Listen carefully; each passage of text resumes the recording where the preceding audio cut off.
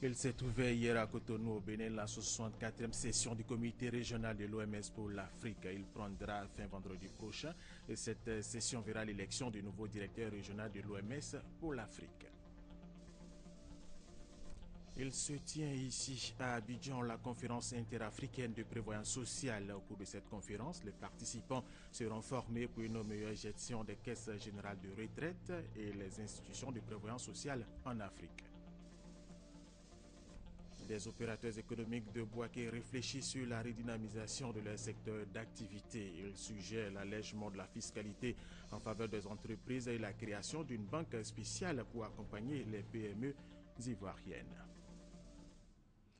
Mesdames et messieurs, bienvenue et merci de regarder RTI 1 et commençons par cette information. Le président de la République, Alassane Ouattara, a quitté Abidjan ce mardi 4 novembre pour Yamoussoukro. Le chef de l'État va dans la capitale politique et administrative de la Côte d'Ivoire pour rendre une visite de courtoisie à Blaise Compaoré. Nous y reviendrons. Nous vous le disions dans nos titres, il s'est ouvert hier à Cotonou au Bénin la 64e session du comité régional de l'OMS pour l'Afrique. Elle prendra fin vendredi prochain. Cette session verra l'élection du nouveau directeur régional de l'OMS pour l'Afrique. Delphine Bla est à Cotonou, elle suit cette 64e session pour RTI. Regardez. La 64e session du comité régional de l'OMS s'ouvre à la salle rouge du Palais des Congrès de Cotonou. La rencontre de Cotonou est donc une occasion propice pour débattre de fond en comble de cette maladie cruelle. Il urge en effet de trouver des solutions les plus efficaces pouvant conduire à son éradication dans les plus brefs délais. Madame, l'Organisation mondiale de la santé, notre organisation planétaire, a gagné de nombreuses batailles, y compris les plus improbables. Le monde entier, et particulièrement notre continent, fonde légitimement son espoir et son espérance en elle pour vaincre ce nouvel ennemi commun. Ebola au centre des préoccupations. La session du comité régional se tient dans un contexte difficile, selon Dr Louis Sambo, directeur régional sortant de l'OMS pour l'Afrique. L'épidémie à virus Ebola met à rude épreuve et compromet les progrès réalisés en matière de développement socio-économique dans les pays touchés. À ce jour, plus de 13 000 cas ont entraîné près de 5 000 décès en Afrique de l'Ouest. Il faut une réponse urgente, a lancé Dr Margaret Chan, directrice générale de l'OMS, qui s'exprimait en anglais. Elle a aussi délivré le message de Ban Ki-moon, secrétaire général des Nations Unies, sur la mobilisation internationale pour lutter efficacement contre Ebola. Autre sujet à l'ordre du jour, notamment la lutte contre les maladies transmissibles, la réforme de l'OMS qui sera marquée par l'élection d'une nouvelle équipe de direction au bureau de l'OMS pour l'Afrique. 5 candidats en lice, dont le professeur Ndri Yoma Thérèse, ancien ministre de la Santé, actuellement conseiller du président Alassane Ouattara, chargé de la Santé. Après l'ouverture de la 64e session du comité régional de l'OMS pour l'Afrique, place aux travaux en session plénière. Revenons en Côte d'Ivoire et rendons-nous à l'Accro sous-préfecture d'Upoyo où la coopérative agricole Anoisé et ses partenaires ont construit un centre de santé dans ce village pour permettre aux populations de se faire soigner sur place. Honorine Agnigori. Pour le président du conseil d'administration de l'entreprise coopérative agricole Anoisé d'Upoyo dans le département de Soubré, la construction de ce centre de santé s'inscrit dans le cadre des objectifs sociaux de l'entreprise. Ces objectifs sont entre autres d'offrir un meilleur cadre de vie aux producteurs tout en les rapprochant des soins de centres de santé de première nécessité. Selon lui, les paysans n'auront plus besoin de parcourir de longues distances pour bénéficier des soins avec la mise à disposition de ce centre de santé. En créant cette coopérative, ils se sont fixés pour mission de non seulement garantir un bon prix à leurs parents, mais aussi et surtout d'améliorer leur cadre de vie et de travail, tout en rapprochant les infrastructures de base, notamment les centres de santé, l'école et l'hydraulique villageoise d'eux. Avec l'inauguration de ce centre de santé, ils auront facilement accès aux soins de santé et de continuer à offrir du cacao à la Côte d'Ivoire. Kofi Kwame, le président du conseil d'administration de cette coopérative, n'a pas manqué d'inviter les producteurs à produire davantage et en qualité pour tirer grand profit de la cacaoculture. La plateforme régionale des organisations pour la prévention des épidémies et des conflits dans la localité de Divo a organisé un grand atelier de réflexion. Objectif, mettre en place une stratégie dans la prévention de la lutte contre le virus Ebola à Divo. Chantal Oumon à Kandan. À cette rencontre de la lutte contre Ebola, toutes les couches sociales de la région du Lodjiboua ont été invitées à proposer des pistes de solutions. Ce sont les actes de ces travaux qui ont été remis officiellement au préfet de la région du Lodjiboua, Joseph Pandro. La plateforme régionale des organisations pour la prévention des épidémies et des conflits, PROPEC, entendait ainsi signifier aux autorités administratives qu'elle se met entièrement à leur disposition pour participer à une bataille qui doit mobiliser toutes les forces vives du pays comme le souhaite le gouvernement. Le délégué général de la PROPEC a indiqué que ses membres vont dans les prochains jours investir toute la région du Lodjiboua afin que les consignes de prévention adoptées par les gouvernants ivoiriens soient une réalité pour tous.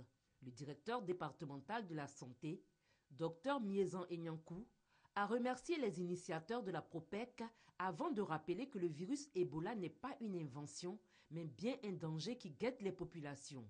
Il a indiqué que la veille doit être permanente pour éviter toute surprise. À sa suite, la déléguée départementale de la santé adjointe a animé une projection sur les modes de contamination, l'ampleur de la maladie et les ravages qu'elle fait. Dr Danyogo a insisté sur la prévention, notamment l'interdiction de manipuler le gibier et les personnes suspectes mortes. Les initiateurs de cette rencontre ont poursuivi la sensibilisation au lycée de Divo. Là-bas, ils ont vérifié que le lavage des mains était une réalité quotidienne pour les élèves. Un maquis de la place et une gare routière ont reçu la même visite, histoire de montrer que la lutte contre Ebola est désormais dans sa phase active à Divo avec la PROPEC. Ce communiqué avant de poursuivre cette édition. La célébration du 50e anniversaire de la BAD était prévue pour se tenir ce mardi 4 novembre 2014. Cependant, après avoir examiné attentivement la question et consulté son conseil d'administration, il a été décidé que la banque concentre ses efforts actuels à la lutte contre l'épidémie de la fièvre hémorragique à virus Ebola et apporte un appui adéquat aux pays membres affectés. Par conséquent, le gouvernement et la BAD informent l'opinion nationale et internationale ainsi que l'ensemble des États membres du report de la célébration du cinquantenaire à une date qui sera communiquée ultérieurement. Signé Dr Abdallah Albert Mabri, Touakeso, gouverneur de la BAD pour la Côte d'Ivoire. Tout à fait autre chose, les parlementaires ivoiriens sont en séminaire de formation depuis hier lundi à Yamoussoukro. Ils y sont pour avoir une vue d'ensemble du processus de modernisation des finances publiques. Hugues Hervé Blé. Des députés ivoiriens désormais acteurs compétents de la vie budgétaire parce que capables d'une meilleure analyse et d'un meilleur contrôle du budget de l'État, c'est le vœu du président de l'Assemblée nationale, Guillaume Soro. Le séminaire d'information de Yamoussoukro est l'occasion pour les parlementaires ivoiriens d'approfondir leur compréhension des nouveaux dispositifs de gestion des finances publiques. Le séminaire d'information de Yamoussoukro, financé par l'Union européenne, donne aux parlementaires l'occasion d'avoir une vue d'ensemble du processus en cours de modernisation des finances publiques et une compréhension approfondie de leurs nouveaux dispositifs de gestion.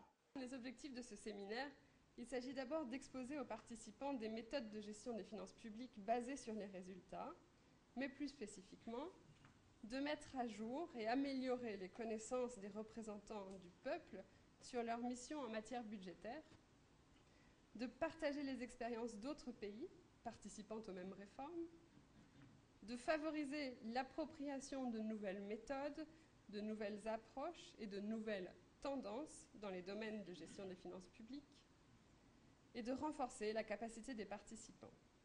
Présents en grand nombre à Yamoussoukro, les parlementaires marquent ainsi leur disponibilité a accompagné le gouvernement dans sa volonté de rendre l'action publique plus lisible et les progrès mieux mesurables en mettant en œuvre les réformes importantes recommandées par l'UEMOA à travers ses directives.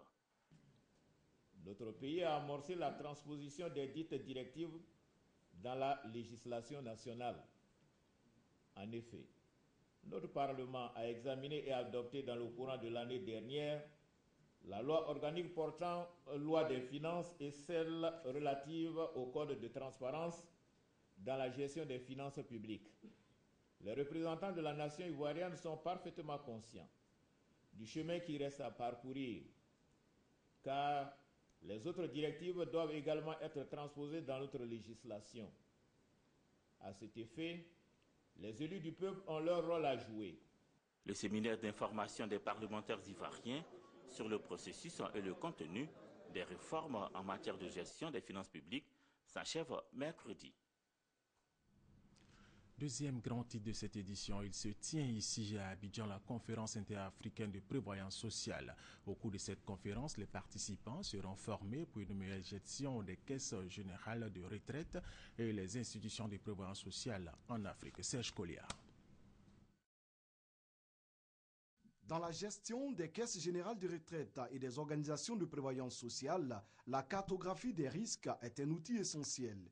Elle permet de recenser les risques majeurs et de les présenter de façon synthétique. Les inspecteurs, auditeurs et autres cadres des organisations de prévoyance sociale venus du Bénin, du Burkina Faso, du Gabon, du Niger, du Togo, du Tchad, du Congo et de la Côte d'Ivoire seront formés aux notions essentielles en matière de cartographie. Ils pourront ainsi identifier les risques et les instruments de gestion. Pour le secrétaire permanent de la CIPRES, la conférence interafricaine de prévoyance sociale, collecter des fonds au titre des cotisations sociales et effectuer un volume important d'opérations telles que le paiement des prestations sociales implique pour les dirigeants prise de risques, mais aussi prise de décisions au quotidien. Nous avons souhaité organiser cette rencontre afin qu'on puisse échanger ensemble pour mettre en place la méthodologie nécessaire qui nous permettra de mettre en place la cartographie des risques des institutions de sécurité sociale. Eugène Niankan, directeur général adjoint de l'IPS-SEGRAE, l'institution de prévoyance sociale, la Caisse générale de retraite des agents de l'État, a souligné le rôle majeur de la CIPRES dans le dispositif de bonne gouvernance des caisses de prévoyance sociale. Le représentant du ministre d'État, ministre des Affaires sociales, Bamba Karim, a tout simplement souhaité que ces 5 jours de formation permettent aux participants de se familiariser avec les notions de cartographie et de risque pour une meilleure maîtrise des outils de gestion. Dans quelques semaines, le pont de Boisflé sera opérationnel. Les ouvriers sont à pied d'œuvre pour finir les travaux dans les délais indiqués. Le chantier a été visité par les ministres d'État Ahmed Bakayoko et Charles Debikofi. Kwasi Mamadou. Dans quelques jours, ces longues files d'attente de véhicules ne seront qu'un lointain souvenir. Le pont de Boisflé sur le fleuve Badama, promis par le président de la République Alassane Ouattara, est désormais une réalité. Tout est fin prêt pour sa livraison dans 2 semaines, selon les techniciens en charge des travaux. Chez les usagers, c'est la satisfaction totale. Quand on vient, on peut s'arrêter pendant au moins 1 heure de temps, ou bien 30 minutes, attendre des autres passer. Aujourd'hui, nous, on a trouvé un nouvel pont et 2 voies. Vraiment, on a satisfait. Et on est très content. On remercie le président Alassane Ouattara. Un pont comme ça, depuis après le décès de Félix Faure-Boigny. Vraiment, je suis content. Je suis content, très bien. Je suis fier de ma région. C'est ce chantier en finition qui a reçu la visite des ministres d'État, Ahmed Bakayoko et Charles Kofi Dibi. Une visite qui leur a permis de voir l'état du chantier. Ça a été vraiment une très très belle surprise de voir l'état d'avancement. Et je disais au ministre d'État que ce pont ne servirait à rien si on ne réhabilite pas la voie Yamoussoukro-Boisflé. Donc je pense que de venir voir de très près, de toucher ces réalités nous permettra de rendre compte au président de la République afin qu'au sein du gouvernement, nous puissions être des avocats de la réhabilitation de la voie Yamoussoukro-Boisflé. Ce pont a été attendu depuis 30 ans. Et le président de la République, à moins de 2 ans, a réalisé ce pont pour le bonheur de la population de la Marawi. C'est un grand soulagement, c'est un grand honneur. C'est en septembre 2012 que le chef de l'État Alassane Ouattara a lancé les travaux de ce projet. Un projet qui prend en compte la construction d'un nouveau pont et la réhabilitation de l'ancien pour un coût total de 7 milliards de francs CFA. Déjà, la ville de Boisflé a bénéficié de 6 km de bitume au grand bonheur des populations de la Maraoué. Les opérateurs économiques de Bouaké réfléchissent sur la redynamisation de leur secteur d'activité.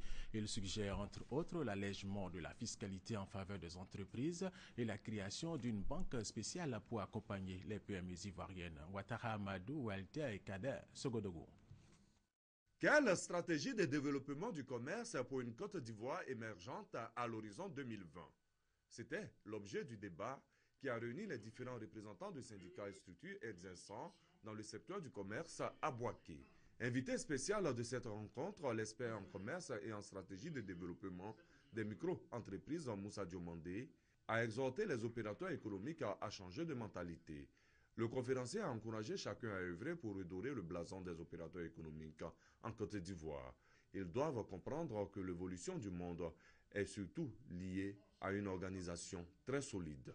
Les commerçants doivent se réapproprier leur affaire. Nous pourrons faire des propositions concrètes sur les difficultés que nous connaissons aux institutions, au président de la République, afin que nous fassions du métier de commerçant, d'entrepreneur, un métier agréable. Édifiés par l'exposé du conférencier, les commerçants de Bouaké disent adhérer à tout son message.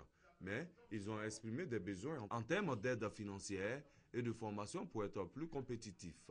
Il y a les tracasseries sur les routes, l'organisation même et le financement des commerçants.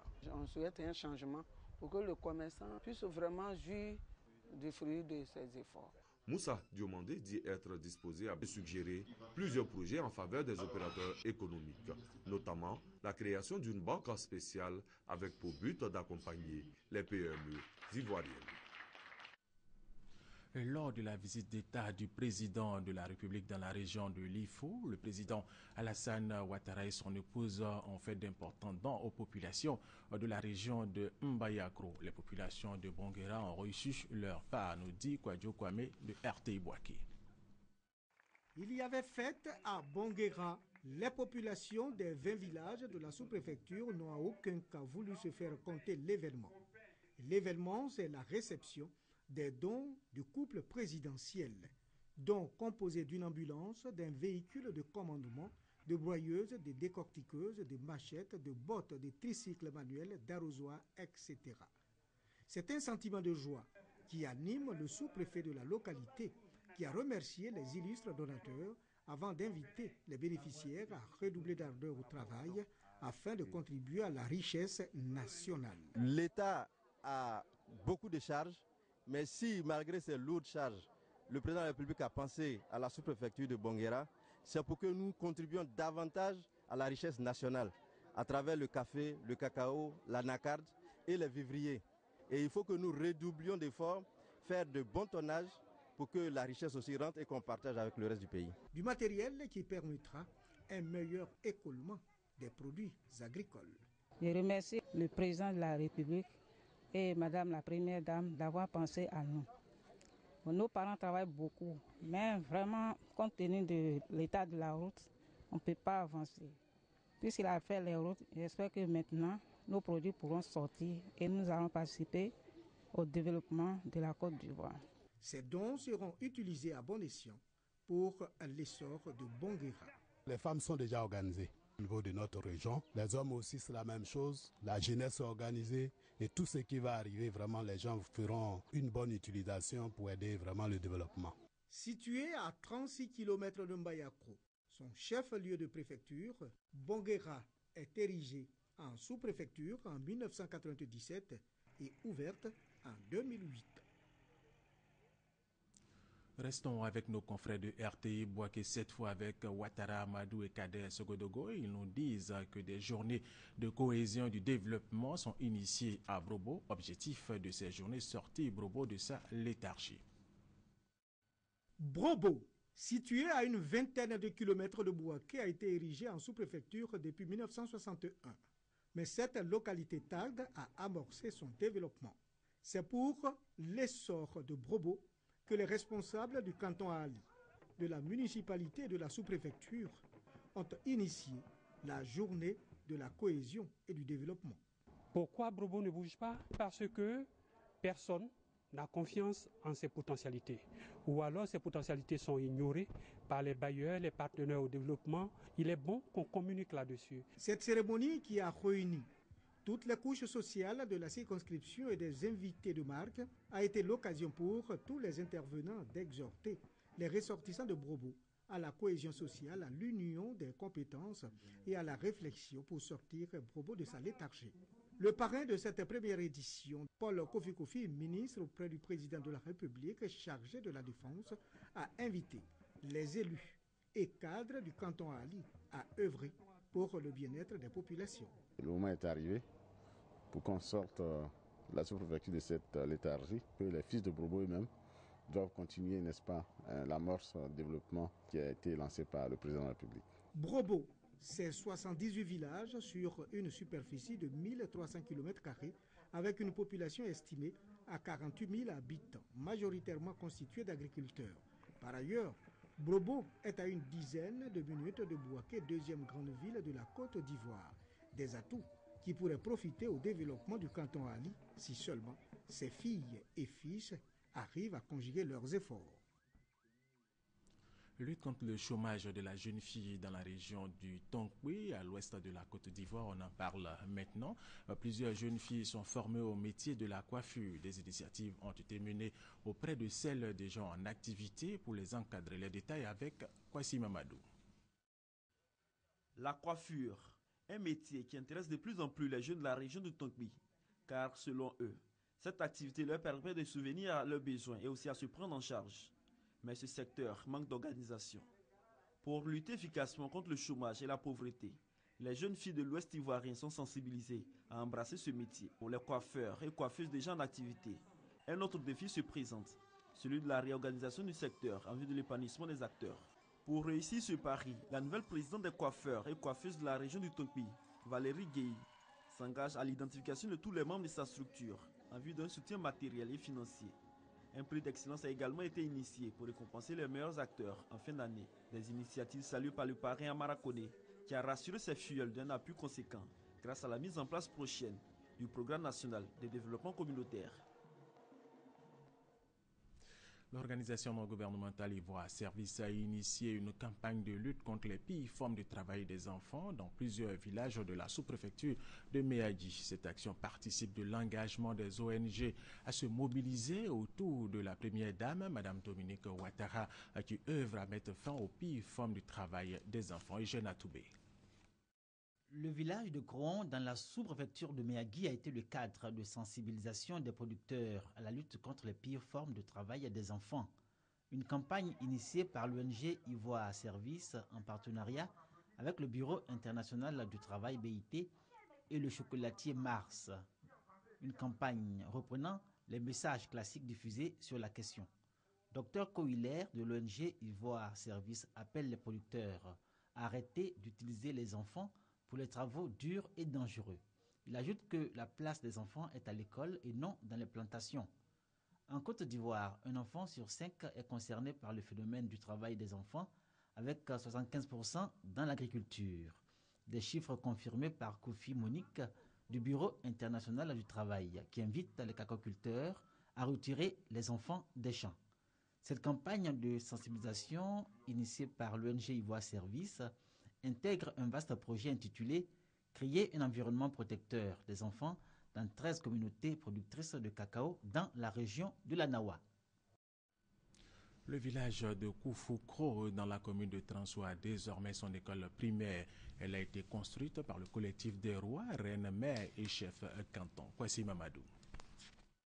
Kwadio Koufoukro, un village situé à 4 km de la ville de Transoa, à l'est de la Côte d'Ivoire.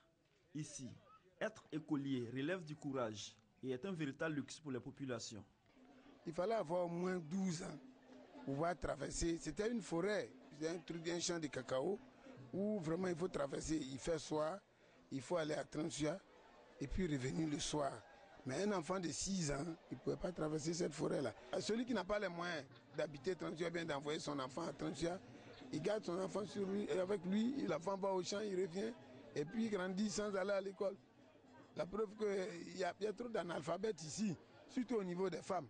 Cet état des fêtes est désormais un lointain souvenir, car le village dispose d'une école primaire de 3 classes. Un don des fils et petits-fils du chef fondateur du village. Aujourd'hui, eux-mêmes, rois, reines-mères, chefs de canton et chefs de village dans le district d'Inzanzan. On attend souvent tout de l'État. Mais l'État, c'est bien nous. Et lorsqu'on est organisé, on peut soulever des montagnes. Donc on n'a pas attendu l'État de Côte d'Ivoire. Nous n'avons pas attendu les collectivités telles que la mairie ou bien le conseil régional. Et nous nous sommes cotisés avec l'effort des uns et des autres. Nous avons réussi justement à faire cette école. Mais surtout pour montrer à tout le monde, à tous les chefs de ce pays, la Côte d'Ivoire, c'est 11 800 villages. Nous souhaiterons que chacun nous emboîte le pas pour que nous puissions parler d'émergence. L'initiative des rois, reines-mères et chefs de canton est saluée par le sous-préfet de Transua, Hervé Opeli. Il souhaite que cela soit un modèle à reproduire dans toutes les régions de la Côte d'Ivoire pour soutenir l'État dans sa politique de lutte contre la pauvreté. Les 3 autres classes, le bureau du directeur et les latrines seront réalisées avant la prochaine rentrée des classes pour permettre à tous les enfants de revenir au village. La Chambre de première instance de la CPI tient ce mardi 2 audiences distinctes dans l'affaire Laurent Gbagbo qui ne marque pas encore le début du procès. D'une part, la Chambre tient une conférence de mise en état pour discuter de questions procédurales en vue de l'ouverture du procès et qui sont indiquées dans l'ordonnance des juges. D'autre part, la Chambre tient une audience distincte dans le cadre du réexamen périodique de la détention de l'accusé qui doit être effectué par les juges au moins une fois tous les 120 jours et au moins une fois par an lors d'une audience publique à la CPI. Au Burkina Faso, alors que les discussions entre l'opposition, la société civile et l'armée se poursuivent, la communauté internationale va rencontrer la classe politique. Les activités ont repris, les cours ont repris dans les écoles depuis hier lundi, et les commerces ont rouvert leurs portes. L'on sent clairement une volonté des Burkinabés de se remettre au travail. Et nous vous proposons maintenant quelques informations brèves sur le continent africain. Regardez. Dans ce pick-up, le corps des assaillants. Dimanche, l'armée kenyane a repoussé l'attaque d'un groupe de jeunes contre une de ses casernes à Mombasa. Selon l'armée, les jeunes étaient armés de machettes, mais des témoins affirment avoir entendu des échanges de tirs. Pour l'heure, aucune information n'a été donnée sur l'identité des assaillants ni sur leur mobile. Cette attaque a eu lieu 24 heures à peine après une embuscade contre des policiers dans le nord du Kenya. Attaque qui a fait 22 morts.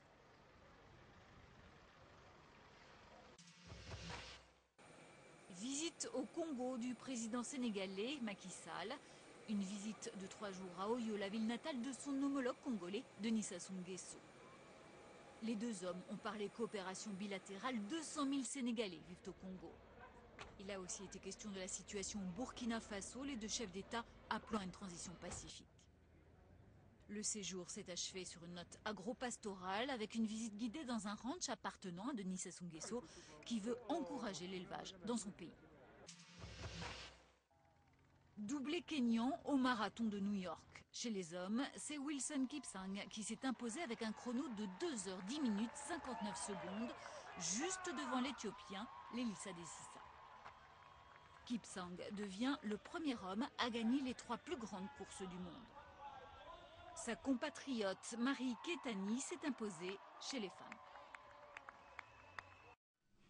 Le président de la République Alassane Ouattara a quitté Abidjan ce mardi matin pour Yamoussoukro. Le chef de l'État va dans la capitale politique et administrative de la Côte d'Ivoire pour rendre une visite de courtoisie au président Blaise Compaoré. Voilà, c'est la fin de cette édition. Merci de l'avoir suivi. Restez avec nous sur RTI 1.